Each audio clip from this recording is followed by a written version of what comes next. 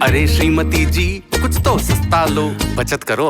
नहीं श्रीमान जी, सब बढ़िया लो, रहने दीजिए। इसमें क्या खास बात है? थोड़े में ज्यादा स्वाद, यही तो है इसकी खास बात। वाह मामा, क्या स्वाद है। अरे मेरे राजा, प्योर मसाला। कि जब 6 महीना हेलो भी बोलने की इजाजत नहीं मिली विपक्ष के सांसदों का, अब जो कह रहे हैं तो 6 महीने बाहर रहे क्यों? जब बोलने की इजाजत ही नहीं थी तो पहले दिन बाहर आ जाते। मैंने तो जो स्पीकर को जगदम्बिका पाल ने रिपोर्ट दी थी कि ये टीएमसी के सांसद के खिलाफ, उसमें तो उन्होंने कहा था कि इन्होंने हमको गालियां दी। गाली बोलने की इजाजत थी, सही बात बोलने की इजाजत नहीं थी। गाली अंदर दे सकते थे, लिखत पढ़त में रिपोर्ट गई है भाई। और जब आपको 6 महीना समाजवादी पार्टी में आपको बोलने नहीं दिया गया तो मैं नहीं पूछूंगा फिर रही वहां क्यों? कीर्तन कर रहे थे, मौन। सारे लोग इस्तीफा देके अगली दूसरी बैठक में बाहर क्यों नहीं आ गए? तब तो वो हैदराबाद भी गए, पटना भी गए, कोलकाता भी गए, रायपुर भी गए, बोले चलो घूमी घूमी करें। लखनऊ भी गए, बोले टुंडे कबाब मंगाओ। नहीं, जब कोई पर्पस ही नहीं था आपकी निगाह में तो आप लोग क्यों घूमे देश भर? अशोक जी, आपने जो सवाल किया वो वाजिब सवाल है कि आप लोग क्यों घूमे देश भर। पूरे देश में जहां जहां आपने बताया, हमारे जो विपक्ष के सांसद थे वो लोग गए, रिसर्च किए, लोगों से समझे, सारी बातों को उन्होंने देखा, और उसके बाद जब उनकी रिकमेंडेशन उस ग्राउंड पर, जब वो अपनी रिकमेंडेशन को वहां पे पुटअप कर रहे थे, तब क्या हुआ भाई? ठीक, आपने कहा 6 महीना आपने क्यों वहां पे कंटिन्यू किए, रिजाइन कर देते 6 महीने के पहले ही। लेकिन ये होता कि चलो कमेटी गठित हुई, मेरा नाम है तो मैं कोशिश करूंगा आखिरी पल तक हमारे विपक्ष के सांसदों ने प्रयास किया कि कुछ ऐसे रिकमेंडेशंस हों जो विपक्ष के भी उसमें शामिल कर लिया जाए। तो आप ये चाहते हैं कि हम गेम को बीच में छोड़ के भाग आए, तो भगौड़ा भी नहीं हम लोग हैं। हम लोग तो एंड तक प्रयास किए, लेकिन चूंकि भाई अब उनका बहुमत वहां पे है, सरकार उनकी है, जो चाहिए वो करिए, नाम दे दीजिए ज्वाइंट पार्लियामेंट कमेटी। कितना बढ़िया नाम लग रहा है सुनने में अमिताभ जी। लेकिन वो सत्ता की पार्लियामेंट्री कमेटी एक सच्चाई है जिसको ध्यान रखना बहुत जरूरी होगा, आपको भी, हमको भी और बाकी को भी, कि व्यवस्था लोक अदालत की हो, जेपीसी की हो, वोट की हो, सरकार की हो, कॉन्फिडेंस मोशन की हो, नो कॉन्फिडेंस मोशन की हो, बजट की हो, 51-49 से चलती है अशोक जी। ठीक, पार्लियामेंट में भी 3 और 2 का फैसला आता है ना, तो उसको फांसी बात बोल देंगे क्या? आपने जो आपत्ति लिख के दी वो रिपोर्ट का हिस्सा हो जाएगी। लेकिन आपका अमेंडमेंट वोट ही होगा ना अमेंडमेंट पे। तो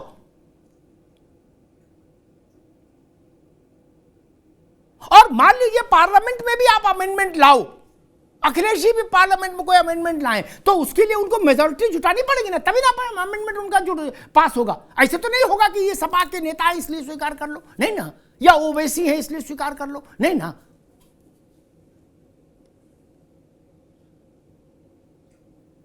वर्शिप एक्ट जब आया था, मनमोहन सिंह नरसिंह राव जी लाए थे, तो भारतीय जनता पार्टी उसके खिलाफ थी, लेकिन उसके पास उतने सांसद नहीं थे, तो पास हो गया था ना एक्ट। अशोक जी, ये तो सबके लिए बराबर नपना है कि इसमें कोई फर्क है क्या नपने में? 100 का 100 वोट कहां पड़ा, किस विषय पर पड़ा? 100% एक साथ का जम्मू कश्मीर भारत का अविभाज्य अंग है, इस पर एक बार सर्वसम्मत प्रस्ताव आया था, बस। गलत तो नहीं कह रहा अशोक जी? उसके बाद तो 49-51 से ही चलती है सरकारें देश भर में, दुनिया भर में। सुप्रीम कोर्ट, हाई कोर्ट के फैसले 49-51 से आते हैं। उसको कोई ये कहे हमारी सुनी नहीं गई, 2 जज ये कहने लगे, मान लीजिए, आप कल्पना करिए, मान लीजिए राजनेताओं के वक्तव्य सुन के जज ये सोच ले और ऐसा बयान जारी करने लगे, हमारी तो सुनी नहीं गई भैया, हमें किनारे कर दिया गया, तो क्या स्थिति, कितनी हास्यास्पद स्थिति बनेगी? नहीं, तब तो बहुत हास्यास्पद स्थिति हो जाएगी ना। तरीका ही ये है, और हर शासन में यही तरीका रहा, right from Pandit ji to Narendra Modi, right from Govind Vallabh Pant Uttar Pradesh to Yogi Adityanath. जब विश्वास मत आता है अशोक जी, तब भी 49-51 का ही खेल है। बजट पास होता है तब भी 49-51 का ही खेल है। इससे कोई अतिरिक्त बात हो तो चिंता की हो सकती है। रत्नाकर सिंह जी, दो विषय, एक विपक्ष कह रहा है कि ठीक है 6 महीने बैठक चली, 6 महीने का कार्यकाल रहा, जेपीसी का तमाम बैठकें हुई, दौरे हुए, सब हुआ, लेकिन अब ये लोकतंत्र की हत्या है कि हमारी बात नहीं सुनी गई। एक दूसरा विषय आता है सनातन बोर्ड का। क्या हिंदू व्यवस्थाओं, सनातन धार्मिक व्यवस्थाओं को का प्रबंधन के लिए देश में किसी एक वक्फ बोर्ड जैसा कोई सेंट्रल गवर्निंग बॉडी बनाने की कोई ज़रूरत आप महसूस करती है क्या भारतीय जनता पार्टी, या वो जो मांग हो रही है उसको किस रूप उसके साथ खड़ी होती है? रत्नाकर जी। देखिए अमिताभ जी, सबसे पहले तो मैं यही कहना चाहूँगा कि आज हमारे भाई अशोक जी जो कह रहे हैं कि करना तो इनको ही है चाहे जैसे कर, विपक्ष की बात सुनते नहीं, और कितना इनोसेंटली इन्होंने कहा कि चुप करा दिया, लेकिन सिक्के के एक पहलू को वो उजागर कर रहे हैं, दूसरा पहलू एकदम से साइलेंट है। देखिए जेपीसी का गठन हुआ, विपक्ष के सांसदों को उसमें सदस्य बनाया गया, जगदम्बिका पाल जी के नेतृत्व में जो है गठित किया गया। 6 महीने से लगातार, आपने भी कहा कि 6 महीने से लगातार मीटिंग हो रही है, कई दौर की बैठकें हुई, बहुत सारे डिस्कशन हुए, चर्चा हुए। जेपीसी में मांग कई तरह से जगदम्बिका पाल से जिसे किया गया कि आप मीरवाइज को भी बुलाइए, जेपीसी ने मीरवाइज को भी बुलाया, कई दौर की चर्चा हुई, लेकिन जब नियत इनकी जेपीसी में विघ्न बाधा समिति के अंदर उपद्रव करने का है, विघ्न बाधा डालने का है, उनको तो मालूम है कि वक्फ बोर्ड जो है ये पूरी तरह से गलत कार्य में इन्वॉल्व है और उसमें संशोधन जो है करना सरकार को, जो उसकी मंशा है वो करके ही रहेगी, जो गलत चीजें हैं उसको दूर करके ही रहेगी, और हम लोग वही कर रहे हैं। लेकिन ये जनता को यही दिखाने की कोशिश कर रहे हैं कि इनकी आवाज नहीं सुनी जा रही है, जबकि 6 महीने से उस पर बाकायदे चर्चा हुआ और सारी चीजों को रखा गया है।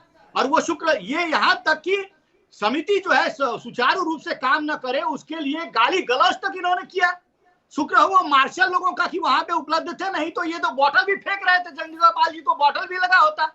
तो आप खुद करके अंदर जो है समिति के अंदर जो इस तरह से कार्य करते हैं और बाहर आके कहते हैं कि हमें बोलने नहीं दिया जाता है, ये चरित्र है। और कितना इनोसेंटली भाई साहब कहते हैं, लोगों ने देखा नहीं है क्या सदन में कि किस तरह से आप लोग वेल में जाते हैं, फिर जो है स्पीकर के ऊपर पन्ने फाड़ करके, बिल के पन्ने फाड़ करके फेंकते हैं। इतना इनोसेंट तो आप लोग नहीं है कि चुपचाप बैठकर सुनते रहे। ये आप लोगों के चरित्र को दर्शाता है, अंदर कुछ और बाहर कुछ और। दूसरी चीज मैं मुद्दे पे आता हूं अमिताभ जी, वक्फ बोर्ड के मुद्दे पे आता हूं। देखिए ये वक्फ बोर्ड जो है ना 1954 में जो गठन किया गया था, ये कांग्रेस द्वारा गठन किया गया था और भारत में तो जमींदारी प्रथा बिल्कुल समाप्त कर दी गई, लेकिन मजहबी जमींदारी जो है उसको जारी रखने के लिए कांग्रेस ने वक्फ बोर्ड की स्थापना की और स्थापना करने के बाद उसको असीमित शक्तियां देते गए, असीमित शक्तियां देते गए। भैया जिसका कागज पत्र नहीं हो जाके वहां झंडा गाड़ दो, जमीन तुम्हारा। अब मैं एक आंकड़ा देना चाहता हूं कि पिछले 13 साल में वक्फ की संपत्तियां जो है दोगुनी हो गई हैं।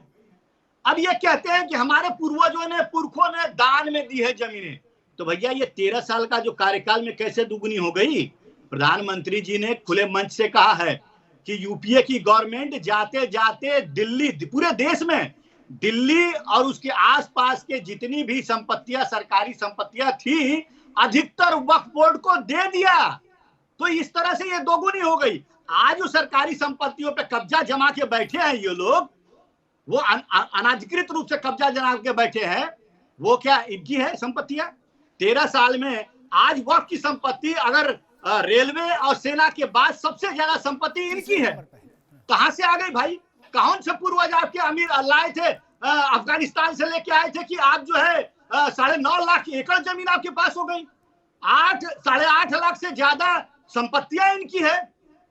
तो ये कहां से आ गया? ये इसी तरह से आ गया, कांग्रेस ने इनको सपोर्ट किया, वो भी अपने तुच्छ राजनीति के लिए, वोट बैंक की राजनीति के लिए ये किया। संविधान में अमिताभ जी कहीं पे उल्लेख नहीं है कि वक्फ बोर्ड का कहीं पे उल्लेख नहीं है। तो ये वक्फ बोर्ड जो है ये बनाया गया था सिर्फ और सिर्फ मुसलमानों को खुश करने के लिए, सरकारी संपत्तियों को कब्जा करो। अब बताइए, जो मस्जिद और मस्जिदों के आसपास में जो जमीनें होती हैं बेचारे गरीब किसान की, वो पुरखों से वो खेती बाड़ी करते आ रहे हैं, जोतते आ रहे हैं। अब ये जब वहां पे झंडा गाड़ दिए तो कहेंगे कि कागज दिखाओ। अरे अब 50 साल 100 साल पहले का कागज ये कहां से दिखाया गरीब आदमी? और अगर आप कागज नहीं दिखाएंगे तो जमीन जो है वक्फ बोर्ड की हो जाएगी। तो इस तरह के कानून को बदलाव करने की मंशा जो है भारतीय जनता पार्टी की है और वह लेकर आ रही है। अब जो है ये मजहबी जमींदारी बिल्कुल नहीं चलेगी। देश में स्वतंत्र भारत में जमींदारी प्रथा खत्म हो गई थी, लेकिन मजहबी जमींदारी कांग्रेस ने शुरू किया था, उसको खत्म करने का काम भारतीय जनता पार्टी करेगी। ठीक है रत्नाकर जी, एक बड़ी रोचक बात सामने आई अभी। अशोक भाई, इस पर आप जरूर अभी आपके पास आएंगे रावत साहब से होते हुए। जब ये जेपीसी गई लखनऊ तो अशोक भाई हालांकि आज कह रहे हैं कि नहीं हम लोगों को बोलने नहीं दिया, लेकिन सब लोग लखनऊ गए थे और उसमें टुंडे कबाब भी आए थे, हैं मंगवाए थे, बढ़िया खाए, काकोरी कबाब, टुंडे कबाब और मक्खन मलाई, सब कोई दुखी नहीं था अशोक जी। किसी के चेहरे से नहीं लग रहा था कि नहीं हम कबाब वबाब नहीं खाएंगे, हमारी आवाज ही नहीं सुनी जा रही, सबने चाप के खाया क्या। लेकिन उसमें बड़ी एक रोचक बात आई।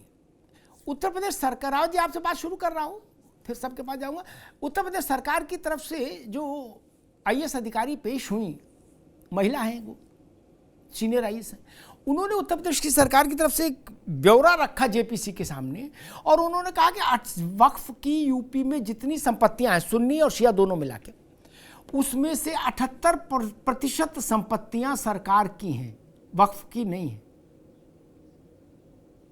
और सरकार ने इसके पीछे तर्क ये दिया कि वक्फ बाई यूज वक्फ नहीं माना जाएगा।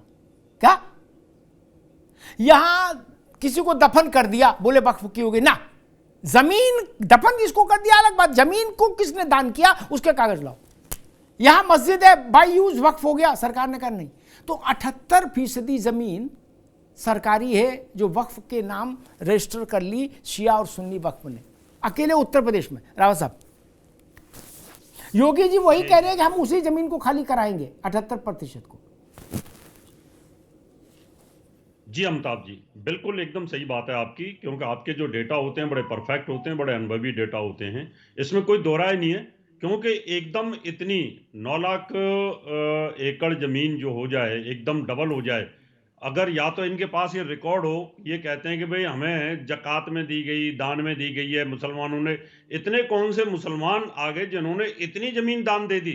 ये सोचने वाला विषय बन जाता है कि ये बोलते हैं कि हमें तो दान में मिली है। भाई दान का कोई रिकॉर्ड तो होना चाहिए कि कितने मुसलमान जो हैं उन्होंने दान दी क्यों, उसका वजह क्या था, क्या वो छोड़ के चले गए देश को, या उनके कोई वारिस नहीं रहे, क्या वजह रही है। यानी इतनी जमीन 13 साल के अंदर अगर इतनी हो जाए तो ये एक कहीं ना कहीं कल्पना से परे हो जाता है। यही तो सरकार ने इस घोटाले को उजागर करने की कोशिश की है, यही तो घोटाले उजागर करने की कोशिश की। और वही योगी आदित्यनाथ कह रहे हैं कि जहां जहां पर भी सरकारी ग्राम सभाओं की जमीन थी, बहुत सारी जमीन गौशालाओं की थी, बहुत सारी ऐसी जगह थी जिन पर इन्होंने यूज किया, कब्रिस्तान बना लिया, कुछ कर लिया, मस्जिद बना दी, झंडा लगा दिया, वो सब जमीन कब्जा जो की है इन लोगों ने और वक्त पे नाम की है, उसको वापस लेने की बात है। ये तो निश्चित तौर पर कोई दोहराए वाली बात नहीं है। अरे श्रीमती जी कुछ तो सस्ता लो, बचत करो। नहीं श्रीमान जी, सब बढ़िया लो, रहने दीजिए। इसमें क्या खास बात है? थोड़े में ज्यादा स्वाद, यही तो है इसकी खास बात। वाओ मामा, क्या स्वाद है। अरे मेरे राजा, सबका राजा आरती और मसाला।